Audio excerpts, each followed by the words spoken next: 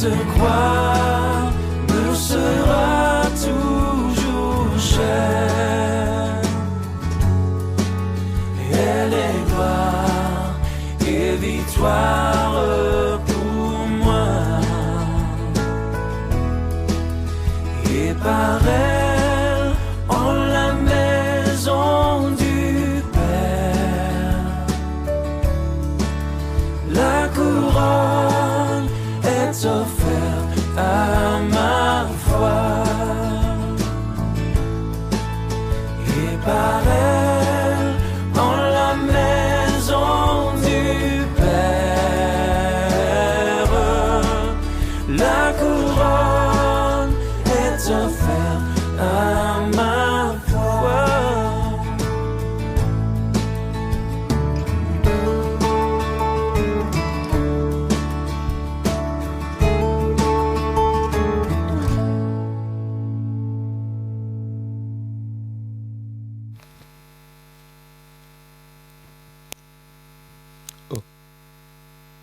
Alléluia.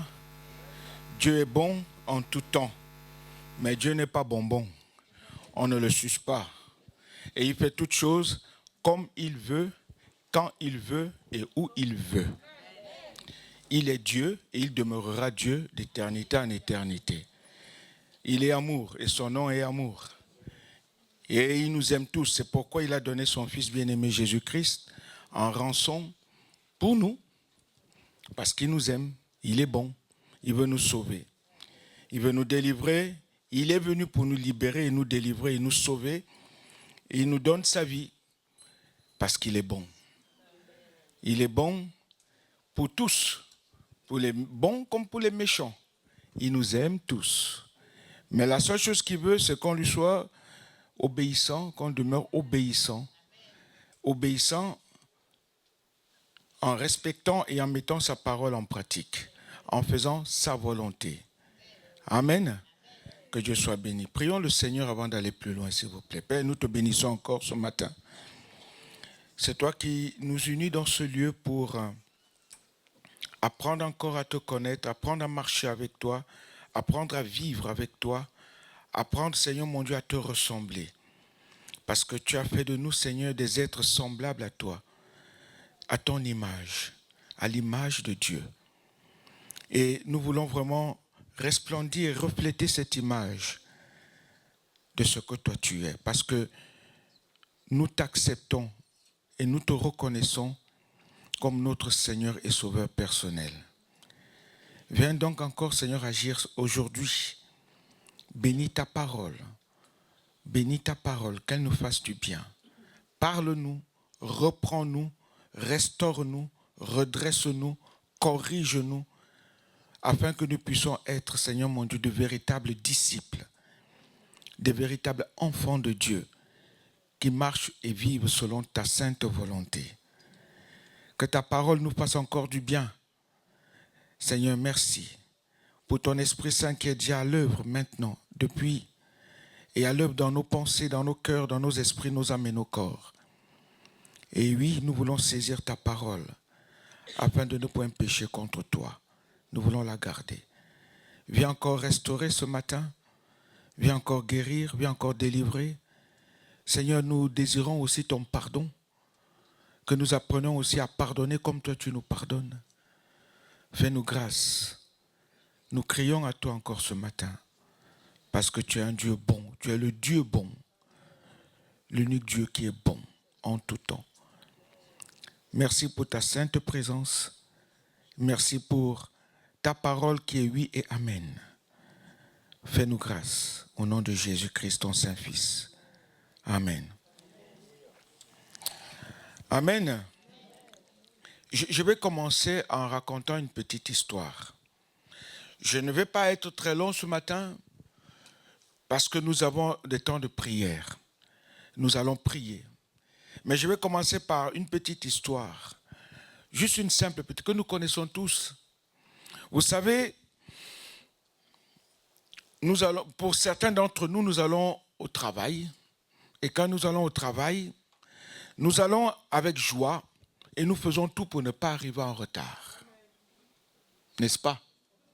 ceux qui vont au travail, ceux qui vont à l'école, à l'université ou pour faire quelque chose, ils font tout pour ne pas arriver en retard. Ils font tout pour que les professeurs ou le patron ne soient pas mécontents. Quand ils te voient arriver en retard, en courant, « Oh, pardon, monsieur, vraiment, pardonnez-moi, hein. Ah, je n'ai pas fait exprès, c'est le métro. » Il faut toujours trouver une raison. « Ah non, c'est parce que tout à l'heure, ah, vraiment, patron. » Et le patron, « Oui, mais... » Et j'aime bien parce que chaque fois que tu arrives en retard, il fait... Il te regarde comme ça. Et... une fois, deux fois, trois fois, la troisième fois, la quatrième fois, il va t'appeler. Il va dire, mais oh, hey, qu'est-ce que tu fais là? Hein? Pourquoi tu arrives à cette heure-ci à chaque fois? Tu dois être là à 8 heures, mais tu arrives à 9 heures. C'est déjà beaucoup, hein, 1 heure de retard. Tu arrives à 8h15, jusque-là, il n'est pas content. Parce que lui, il est là, peut-être à 7h45. Il t'attend. Parce qu'il a des choses peut-être à te montrer ou à te dire. Et tu es content quand tu as ta paye aussi à la fin du mois et qu'il ne t'a pas soustrait les 15 minutes ou les 1 heure où tu es arrivé en retard. N'est-ce pas? Quand tu reçois ta paye, tu es content. Ça te motive encore d'aller au travail, même si tu arrives en retard, mais tu vas quand même. Tu dis, parce que moi, j'aurai ma paie, je vais pouvoir m'acheter une paire de chaussures, je vais payer mon loyer, je vais faire ceci, cela. Ça te motive. Ça te motive. Alors moi, le Seigneur a mis dans mon cœur pour nous, aujourd'hui, une petite question. Et cette petite question va nous amener tous, tout à l'heure dans la prière. La question est, quelles sont tes motivations réelles pour servir Dieu? Quelles sont tes motivations? Qu'est-ce qui te motive pour servir Dieu? Qu'est-ce que tu as dans ta vie qui te pousse à dire, Seigneur, je veux te servir. Seigneur, je veux faire ta volonté. Qu'est-ce qui te motive? Alors, il y a des petits textes que nous allons lire. Mais en introduction, j'aimerais juste dire, mon frère, ma soeur, qu'aujourd'hui, nous sommes invités à examiner nos cœurs et à réfléchir à cette question qui nous est posée. Qu'est-ce qui nous motive lorsque nous servons Dieu, lorsque nous venons à l'église, à la maison, au travail, dans la rue, partout? Qu'est-ce qui nous motive? Le service pour le Seigneur est un privilège et une joie. Mais il est crucial d'analyser les motivations qui nous poussent à agir. Analysons ce matin nos motivations. On a tous des motivations. Chacun a ses motivations. D'autres viendront avec des motivations pour dire, Seigneur, je t'aime vraiment. D'autres viendront parce qu'ils ont besoin d'argent. D'autres parce qu'ils ont besoin d'un mari, d'une femme. D'autres parce qu'ils ont besoin de ci, de cela, de cela, de cela. Chacun a une motivation, sa motivation. Et le jour où Dieu ne donne pas, la motivation baisse. On n'a plus vraiment envie. Il n'y a plus le goût. On va avancer. Lisons dans 1 Corinthiens chapitre 10, s'il vous plaît, versets 31 à 33.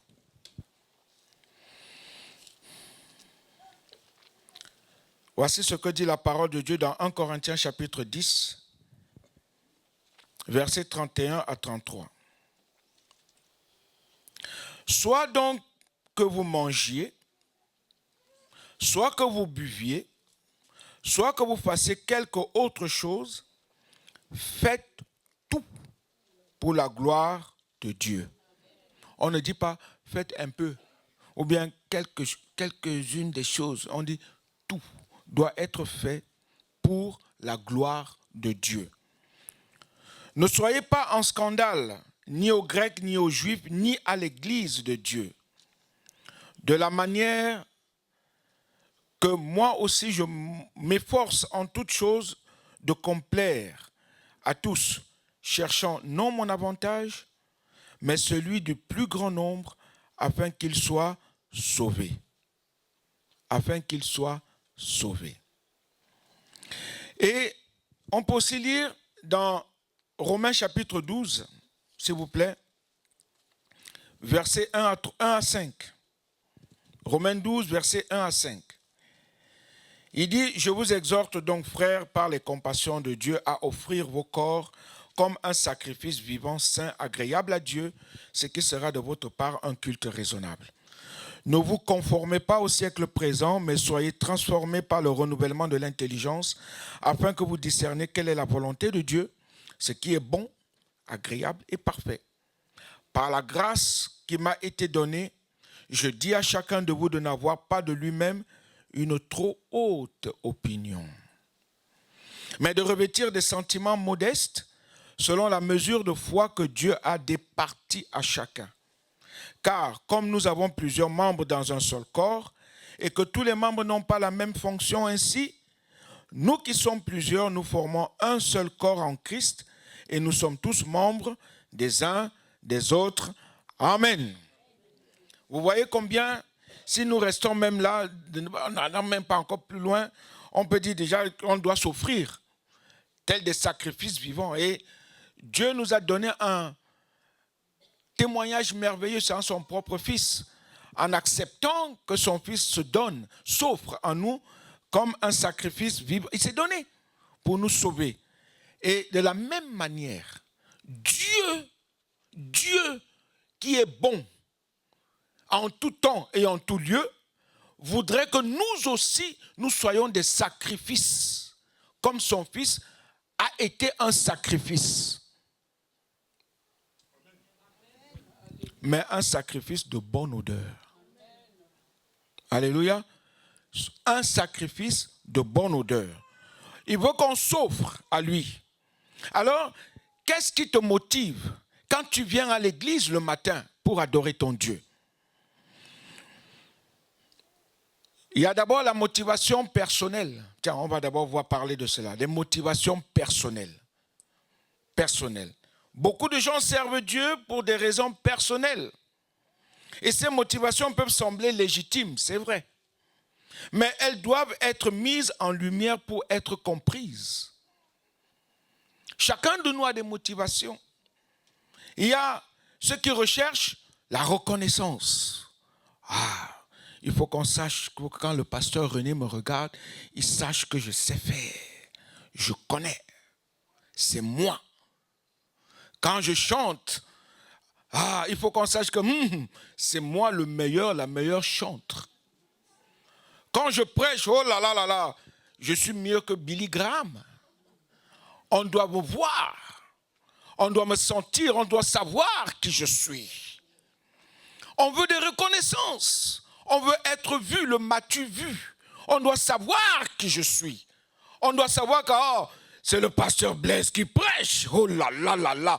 Et là, tout le monde vient pour écouter le pasteur Blaise. Mais quand c'est un autre qui prêche, on dit, c'est lui encore. On fait des choix. On fait des choix. Quelles sont nos motivations? On recherche la reconnaissance. On veut être vu. On veut montrer qu'on connaît, qu'on sait. Alors qu'en fait,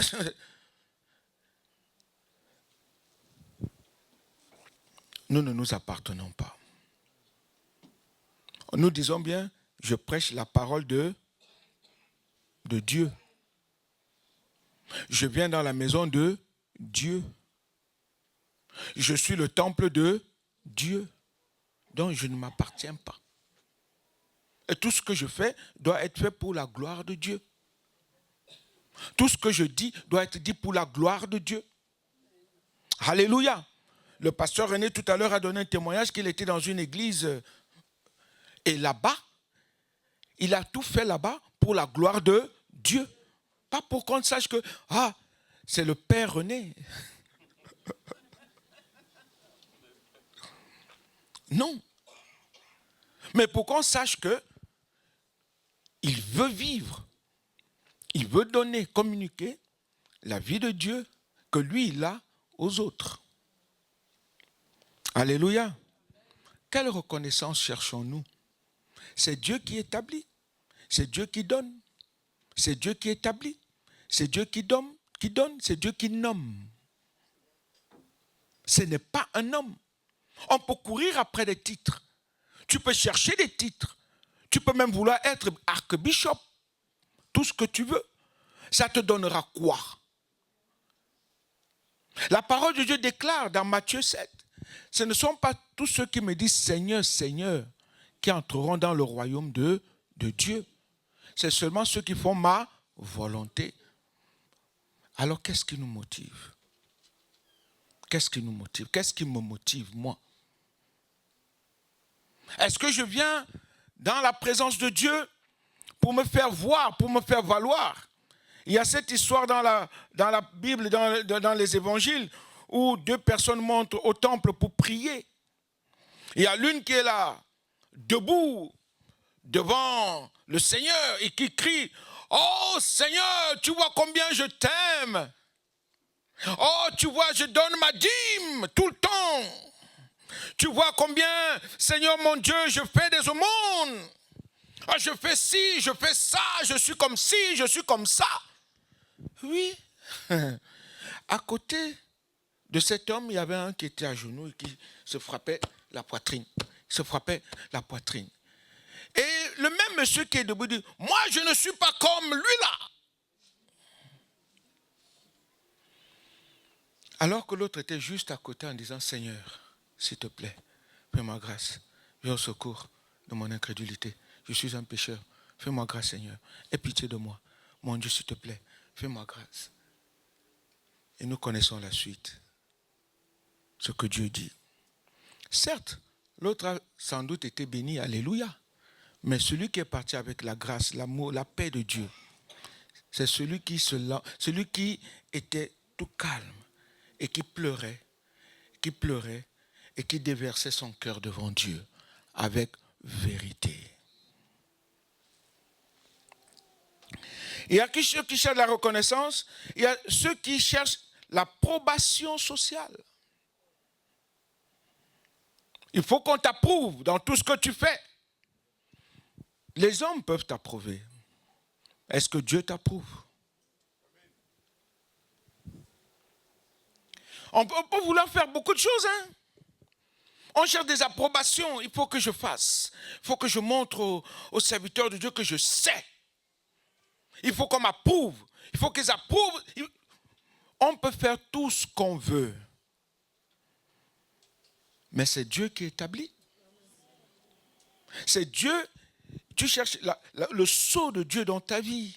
Nous cherchons le sceau de Dieu. Si le sceau de Dieu n'est pas dans notre vie, ça ne sert à rien. Que sert-il à un homme de gagner le monde s'il doit perdre son âme?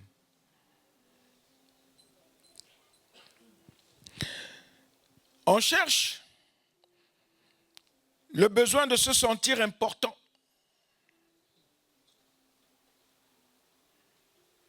Les titres.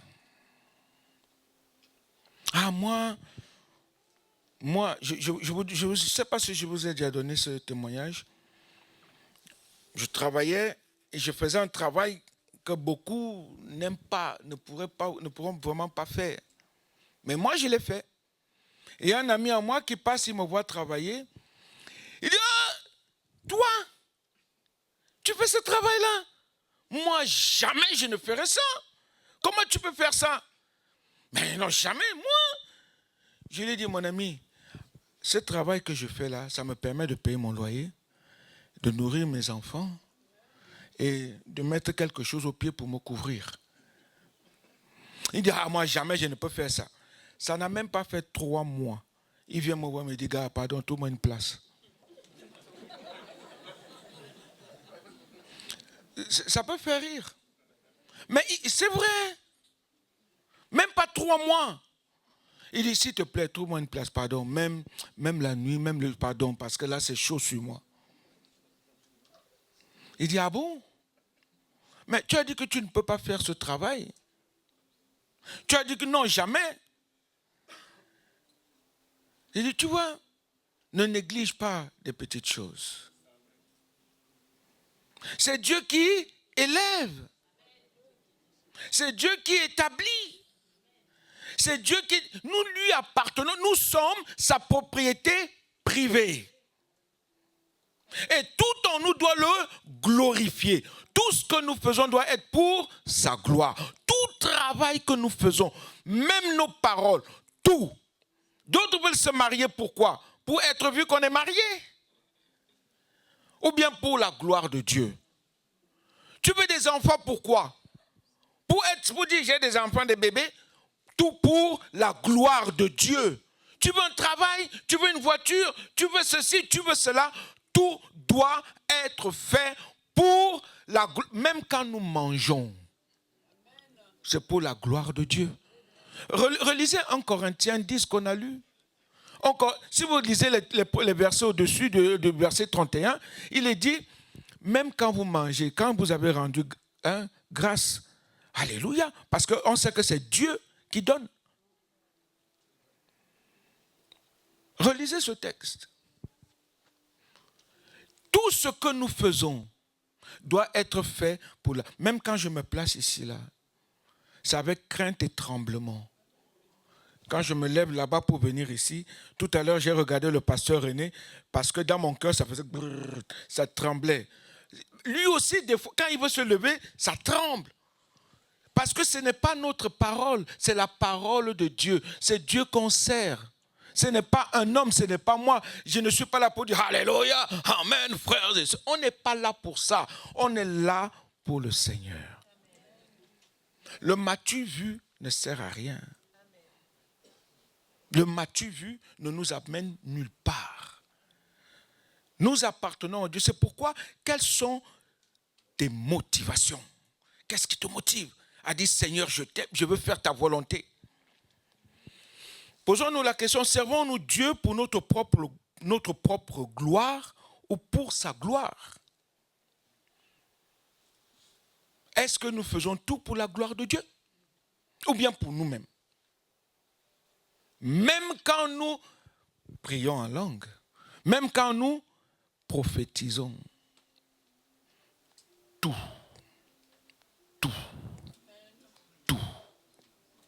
Même nous qui sommes assis là, nous sommes là pour la gloire de Dieu. On n'est pas là pour nous. Quand je vois souvent les autres entrer à l'église, faire ce qu'ils veulent, ils sont là. Peut-être il y a d'autres qui ont des pensées horribles.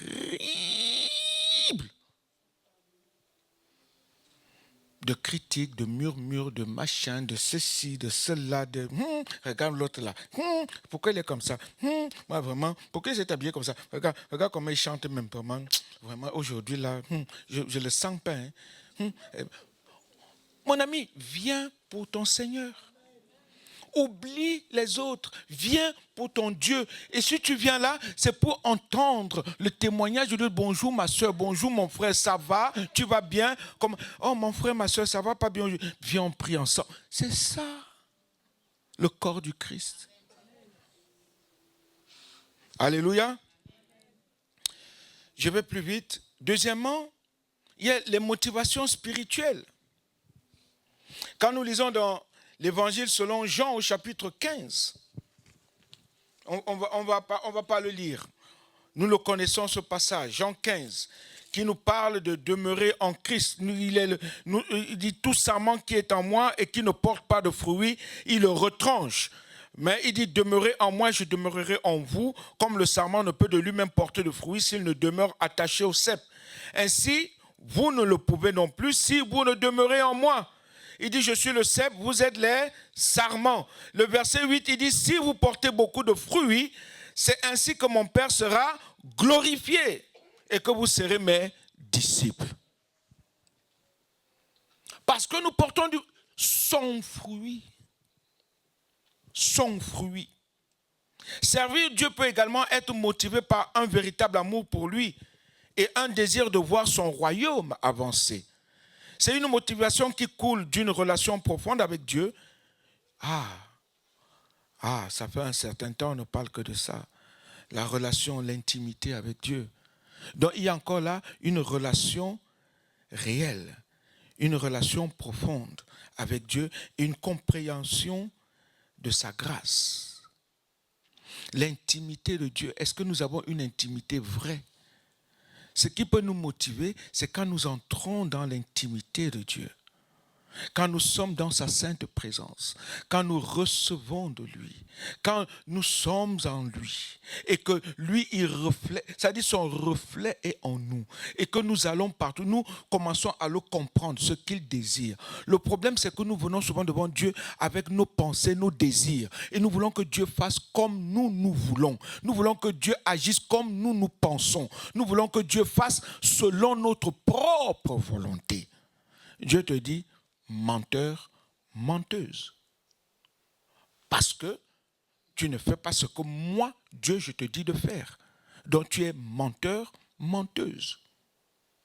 Si Dieu te dit d'aimer ton frère, d'aimer ta sœur, et qu'il y a un peu de jalousie, un peu de querelle, un peu de dispute, un peu de murmure, un peu de haine, un peu de jalousie, un peu de...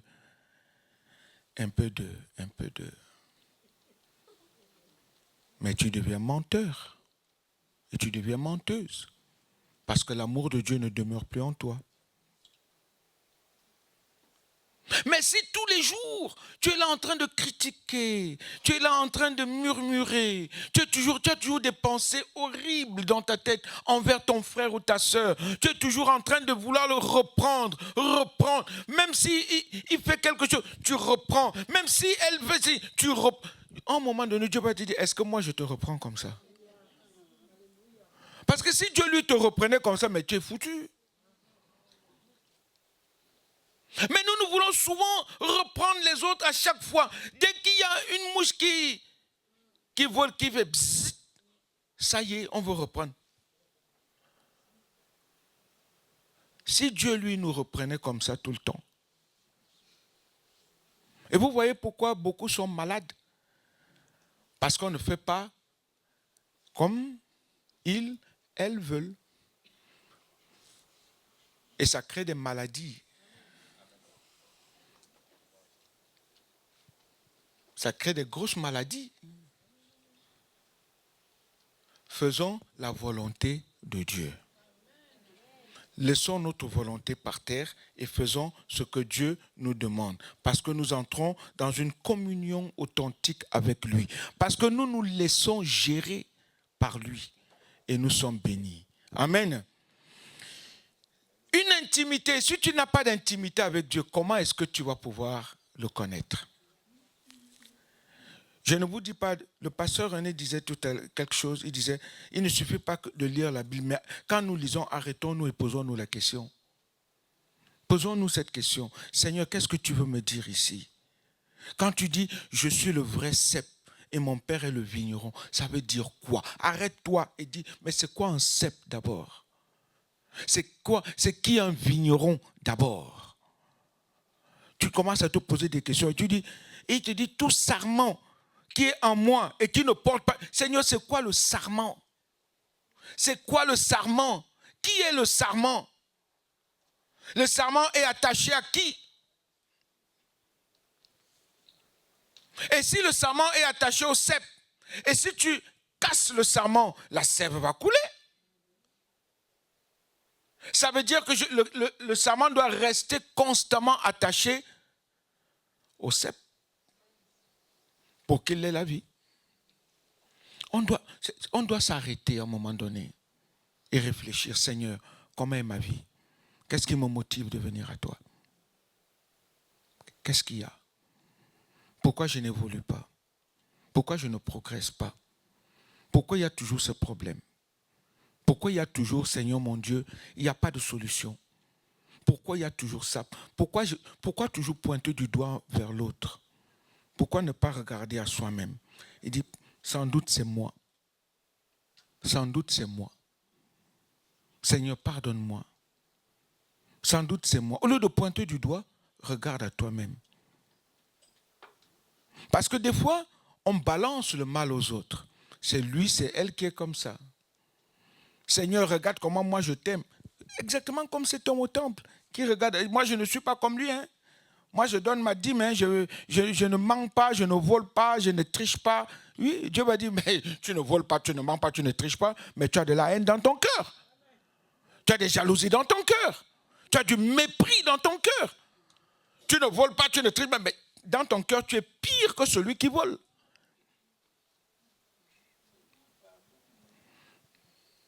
Tu es pire que celui qui vole. Tu ne mens pas, tu ne triches pas. C'est bien. Mais comment est mon temple? Dieu te pose la question. Comment est mon temple?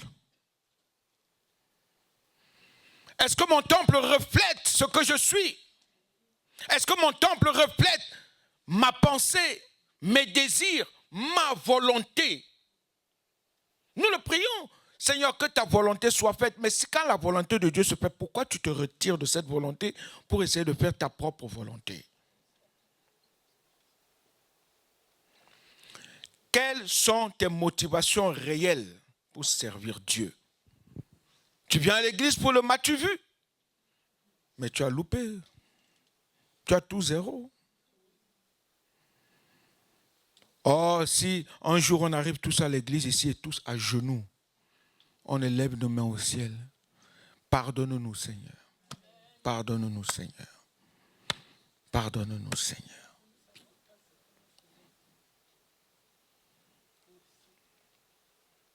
On va se retrouver comme Azusa Street. C'est toute l'église qui sera remplie de la présence de Dieu. Parce qu'il y a l'humilité. Amen. Galates chapitre 2, verset 20 nous dit, tout ça c'est des versets que nous connaissons, que nous lisons assez souvent. Nous les lisons, mais arrêtons-nous et réfléchissons dessus. J'ai été crucifié avec, on peut les lire ensemble, hein? J'ai été crucifié avec, et si je vis, ce n'est plus moi qui, c'est Christ qui vit. Si je vis maintenant dans la chair, je vis dans qui m'a aimé et qui s'est livré lui-même pour moi. Aïe. On va le relire ensemble. On va le relire. J'ai été crucifié avec Christ. Et si je vis, ce n'est plus moi qui vis. C'est Christ qui vit en moi. Si je vis maintenant dans la chair, je vis dans la foi au Fils de Dieu qui m'a aimé et qui s'est livré lui-même pour moi. Aïe. Aïe. Par la foi. Certes, il y a la chair, mais je vis par la foi. La foi.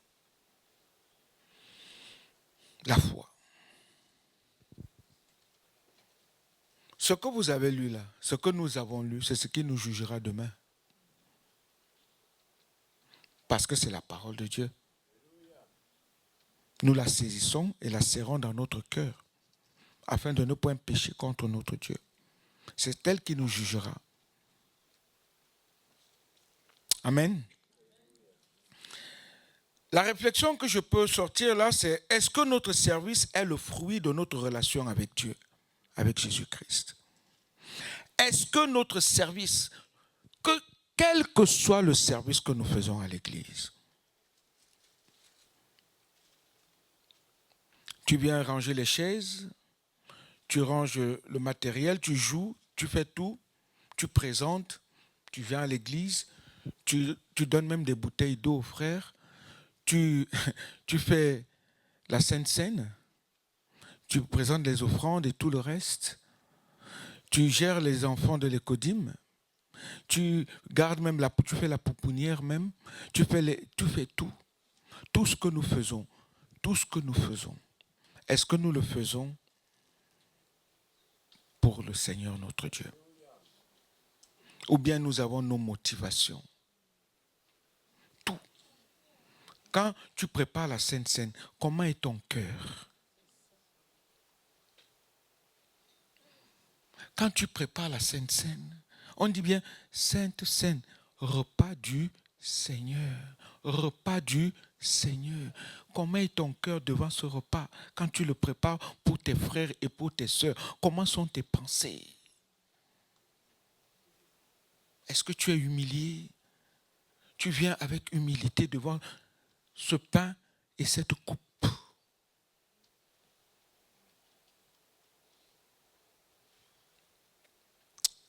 Que Dieu nous vienne en aide.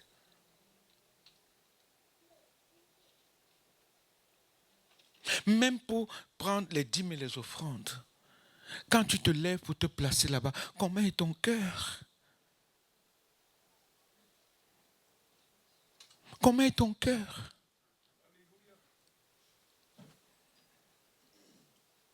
Quand ceux qui sont à GECO, évangélisation de la jeunesse, qu'est-ce qui vous motive, leader de GECO, pour faire la volonté de Dieu? Qu'est-ce qui vous motive? Qu'est-ce qui motive GECO? Tous les services de GECO, vous le faites pour être vu? L'évangélisation, vous la faites pour être vu? Pour dire que j'ai évangélisé plus que... Ou bien tu le fais parce que tu aimes ton Dieu? Pour dire, Seigneur, tu m'as établi là pour que j'aille annoncer. C'est ma vie d'évangéliser. C'est notre vie. C'est votre vie. Nous sommes faits pour ça. Est-ce que nous le faisons pour être vus? Pour venir dire à l'église, ah moi, quand je... On n'est pas là pour ça. On est là pour la gloire de Dieu. Tout ce que nous faisons.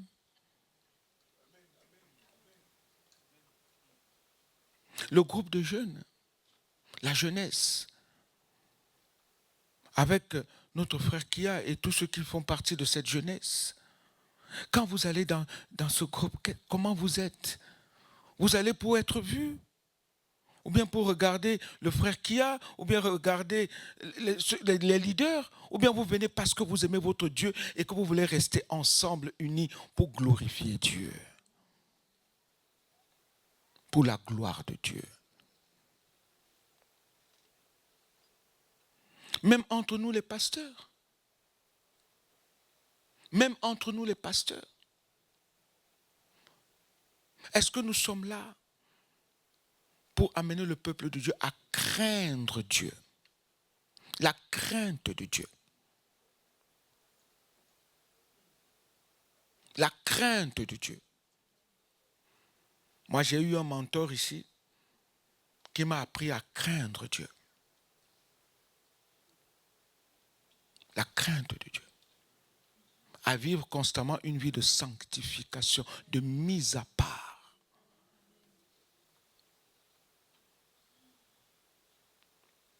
Comment sommes-nous? Ce matin, c'est solennel. Dieu est avec nous. Mais Dieu regarde nos cœurs, nos motivations pour sa gloire. Dieu regarde qui tu es pour lui.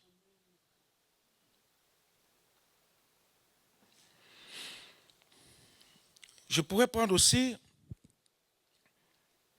Galates 5, on a pris Galates 5, 22, qui nous parle du fruit de l'esprit. Mais avant ça, si nous regardons le verset 21, 19 à 21, on voit un peu ce que la chair a et ce que la chair nous offre. Et c'est un combat perpétuel entre Galates 22 et vous regardez, il n'y a qu'un seul verset pour le fruit de l'esprit. Galates 22. Mais quand on parle des œuvres de la chair, on commence à partir du verset 19, 20, 21. C'est bizarre, hein? Il y en a tellement. Et on doit faire attention. On doit faire attention. Parce que la chair va souvent prendre le dessus sur ce que nous sommes.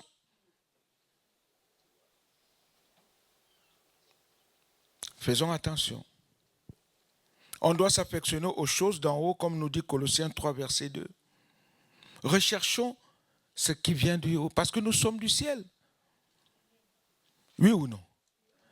Nous sommes du... Mais pourquoi donc nos regards sont toujours sur la terre? on regarde les choses de la terre. La terre. Ah, ça. On fait des planifications terrestres. Mais on ne fait jamais des planifications célestes. On planifie tout. Comme si on était les maîtres de nous-mêmes. On oublie que nous appartenons à quelqu'un d'autre. Et on doit lui remettre tout.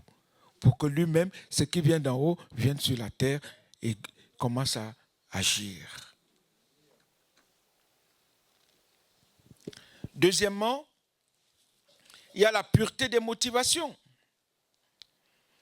Il y a l'examen de soi-même dans la pureté des motivations. Dans Ésaïe 29, verset 13, il est dit « Ce peuple s'approche de moi de sa bouche et m'honore des lèvres, mais son cœur est loin de moi. »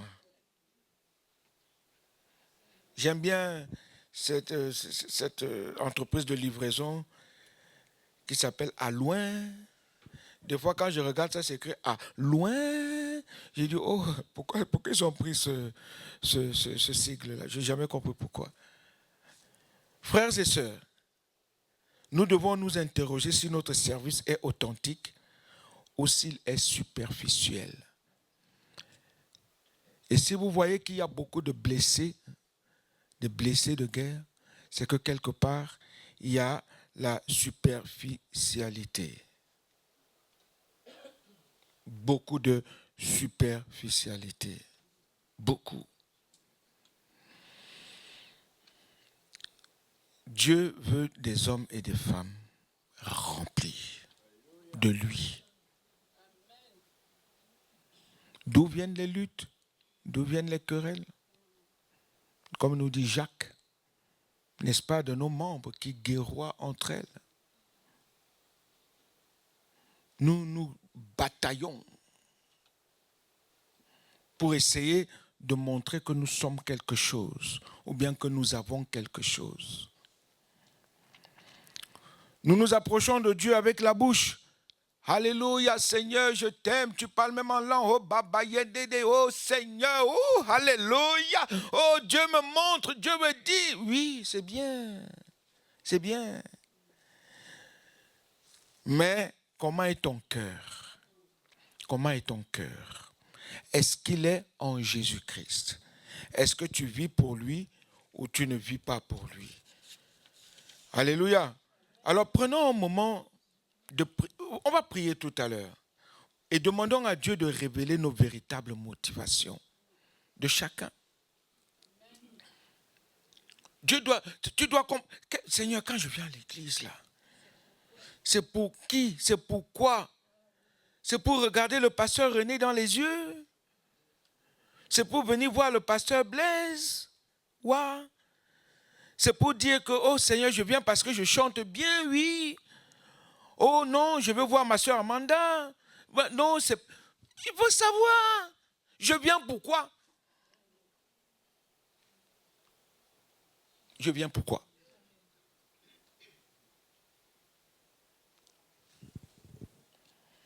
Deuxièmement, il faut que nous ayons le cœur de serviteur. Et Jésus nous montre l'exemple parfait de servir avec humilité. Humilité. Regardons les autres plus grands que nous. Sans critique, sans murmure, sans haine, sans jalousie, sans arrière-pensée.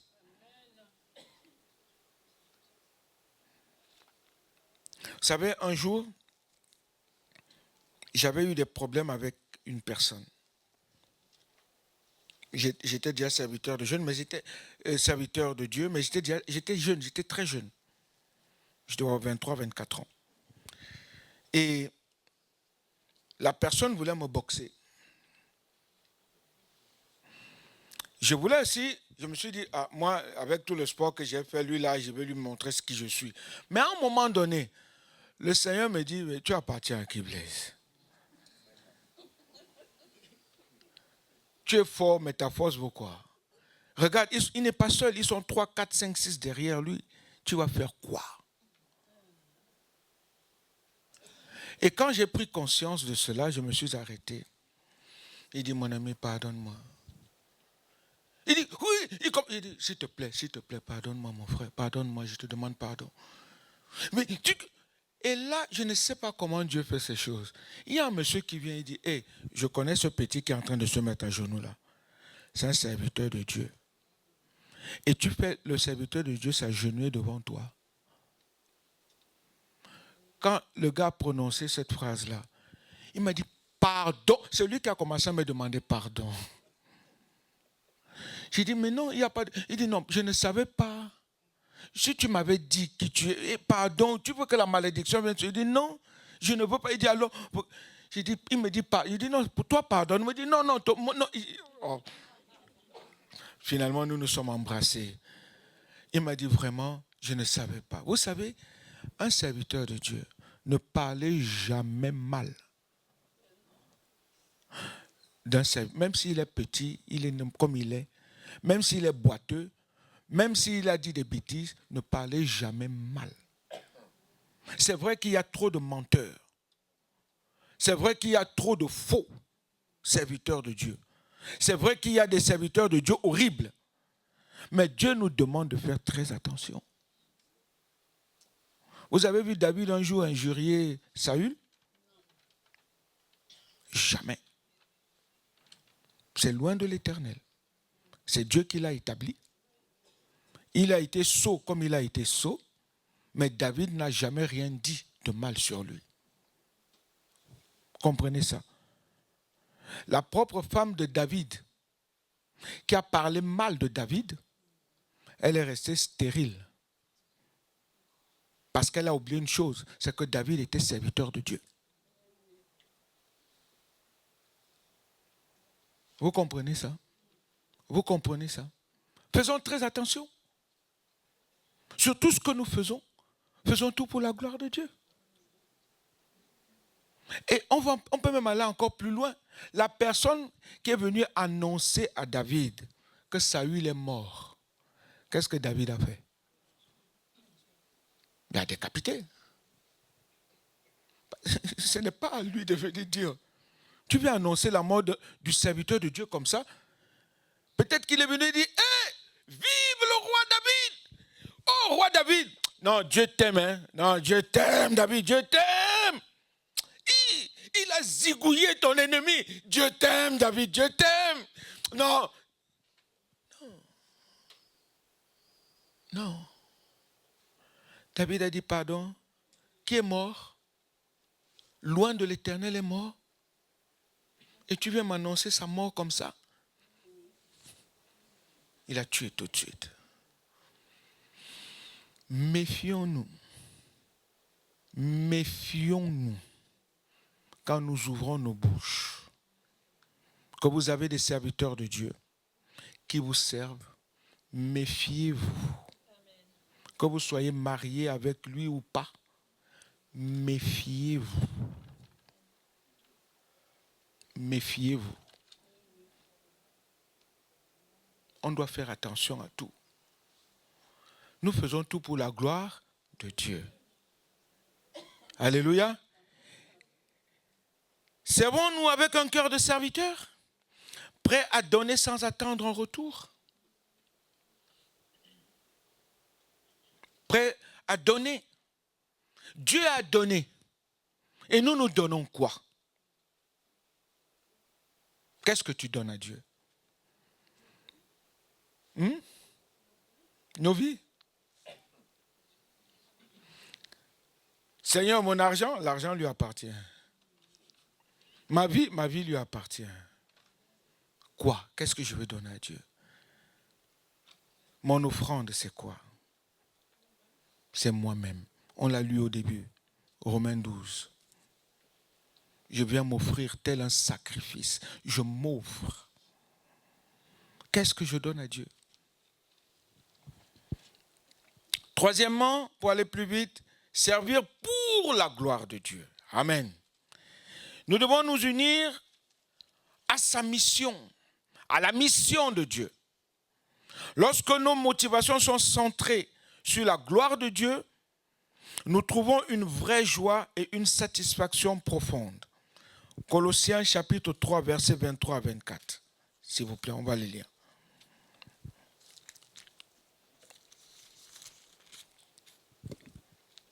Il est dit, tout ce que vous faites, faites-le de bon cœur.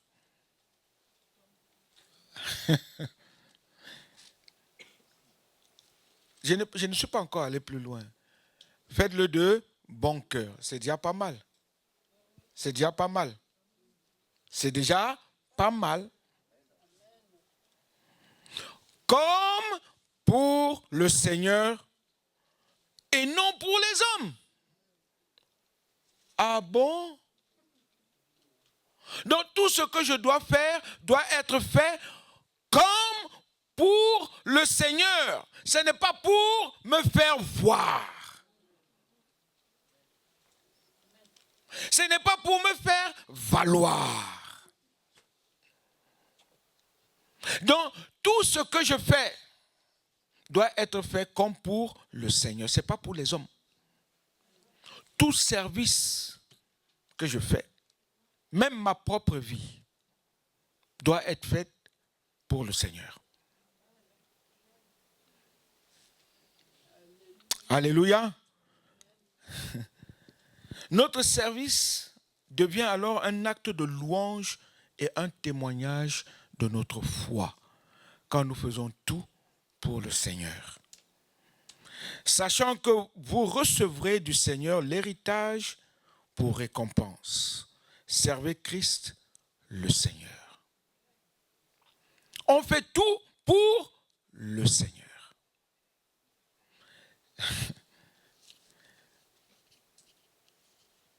C'est incroyable comment Dieu a besoin de nous.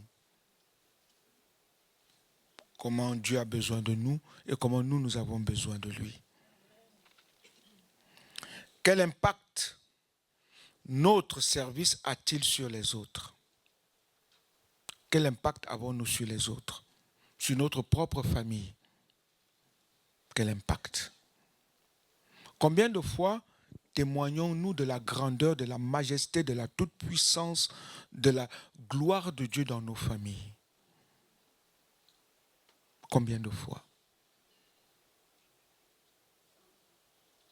Combien de fois témoignons-nous de la véracité de Jésus-Christ dans nos familles?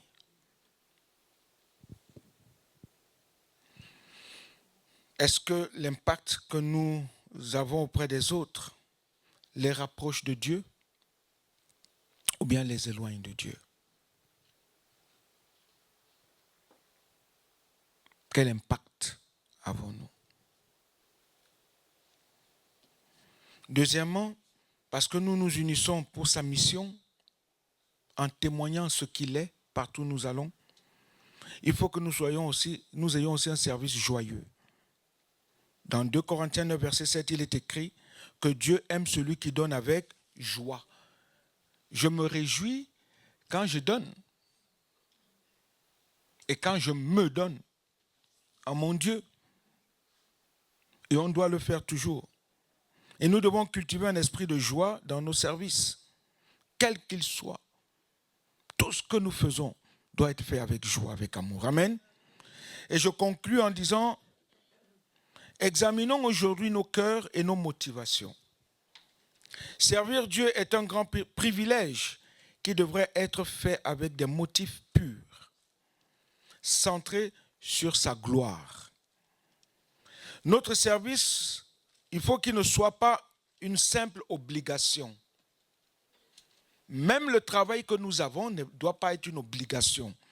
Et nous devons servir nos patrons comme si c'était Dieu. On arrive à l'heure, même avant l'heure. On respecte son patron. On lui dit bonjour, bonjour monsieur, comment allez-vous aujourd'hui? Quel impact avons-nous dans nos lieux de travail? Je dis bien en tant que chrétien. Quel impact? Qu'est-ce que les gens voient au travers de nous et en nous? J'ai encore 5 minutes. C'est bon? C'est bon. Merci frère. Quel impact avons-nous au travail, à la maison? C'est vrai, à la maison, tant que tu seras serviteur de Dieu, Pasteur René, tu seras incompris, très vulnérable. Ton cœur sera toujours... Parce que tu seras toujours incompris. Quand bien même tu veux faire du bien, c'est comme si tu faisais du mal. Quand bien même tu fais le mal, c'est le pire que le mal que tu as fait. Parce que tu sers Dieu. Et vous savez quel est le plus grand endroit où Satan frappe le plus? Ce n'est pas dans l'église, hein, je suis désolé. C'est à la maison. C'est là qu'il vient taper. Il tape fort, très fort, pour que ta foi défaille. Mais quand tu sais que tu fais tout pour le Seigneur, quand tu sais que tu t'attaches à ton Dieu, quand tu sais que c'est lui qui est tout pour toi, quand tu sais que ta foi est en lui,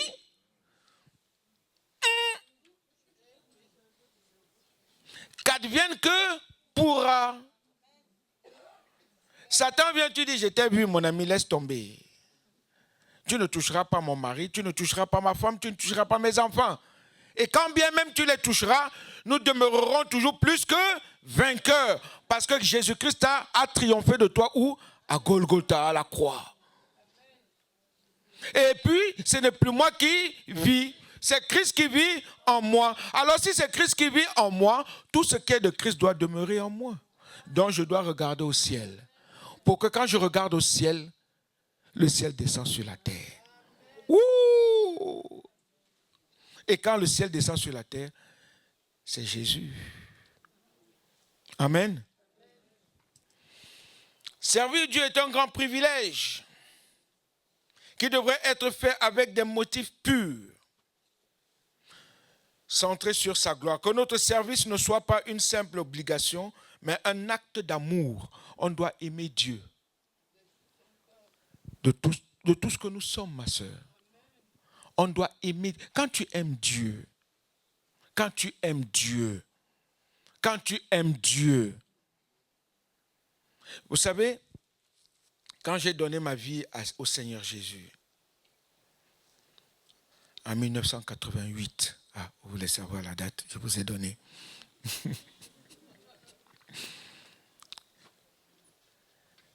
J'ai fait une prière bizarre, mais vraiment bizarre. J'ai dit, Seigneur, je n'ai plus rien. Je suis tout seul. C'est vrai, mais j'ai mes frères et tout ça, mais je suis tout seul. Je suis tout seul. Papa, maman, mes frères, mais je n'ai personne. Je n'ai que toi. Alors tu deviens mon papa, ma maman, mon frère, ma soeur, mon tout. À partir de maintenant. C'était ma prière. Quelque temps après, celui sur qui je m'appuyais le plus, c'était mon frère. Il est parti. J'avais dit, ma maman n'était plus là, parce qu'elle était partie, j'étais tout gamin.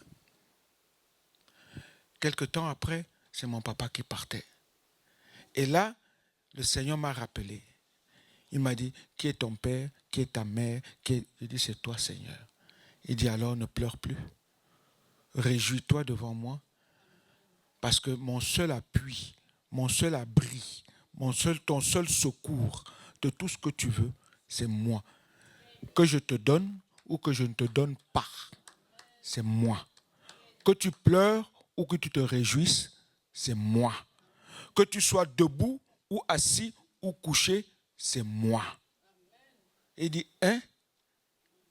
Et donc quand les douleurs arrivent, quand les secousses arrivent, vous croyez que je vais aller m'appuyer sur un homme pour dire, hein, tu as vu tout ce qui m'arrive? Je vais courir vers lui et dire, Seigneur, c'est toi qui as donné. C'est toi qui as repris. Je fais comment? C'est chaud. C'est chaud. Oui, c'est chaud. Mais c'est moi qui souffre ce chaud et c'est moi qui souffre aussi le froid. C'est moi. Tu vas faire quoi? Rien. Demeurons en Christ Jésus et nous serons bénis au nom de Jésus. Amen. Alors, ma question, et après on va prier, quelles sont tes motivations réelles pour servir Dieu? Quelles sont tes motivations réelles ce matin?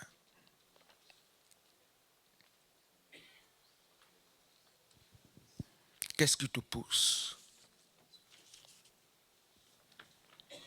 Est-ce qu'on peut baisser nos têtes, fermer nos yeux? Je vous invite même à vous lever, s'il vous plaît. Levons-nous devant ce grand Dieu vivant et vrai. Nous sommes dans sa maison. Nous sommes dans sa maison. Nous sommes devant lui. Nos motivations. Qu'est-ce qui te motive? Qu'est-ce qui te pousse? Quand tu viens dans la maison, tu viens pour dire quoi? Il y a d'autres qui viennent seulement pour recevoir des paroles prophétiques. Il y a d'autres qui viennent seulement pour entendre la parole et repartir. Il y a d'autres qui viennent pour tel ou tel mot. Est-ce que tu viens parce que tu aimes ton Dieu? Est-ce qu'il y a l'amour de Dieu? Est-ce qu'il y a l'amour de Dieu, la joie d'être dans la présence de ton Dieu? Est-ce que tu as cet amour, cette joie vivante? Oh Dieu de gloire. Est-ce qu'on peut lever nos voix ensemble? Il dit, Seigneur, aide-moi à retrouver les motivations qui viennent de toi. Aide-nous, Seigneur, à examiner nos cœurs et à nous assurer que nos motivations, Seigneur mon Dieu, sont là pour te servir. Que ces motivations sont pures pour toi, Seigneur. Ayant des pensées pures, des cœurs purs, des paroles pures, des esprits purs pour toi, Seigneur. En élevant des mains pures pour te lever, pour te glorifier. Seigneur, permets que notre service soit un reflet de notre amour pour toi. Et qu'il te glorifie. Et qu'il glorifie ton saint nom à chaque instant de chaque jour. Nous sommes là, c'est pour toi. Nous sommes là, c'est pour toi. Seigneur, aide-moi, Seigneur, à voir tes motivations. Et non les motivations d'un autre. Et non parce que j'ai vu tel faire, non. Je veux faire ce que toi, tu m'amènes, tu me pousses à faire pour toi. Seigneur, fais-nous grâce. Fais grâce à mon frère, fais grâce à ma soeur, fais-moi grâce. Pardonne-nous, Seigneur, là où on a failli. Pardonne-nous, Seigneur. Pardonne-nous, Jésus. Merci pour ce que tu es.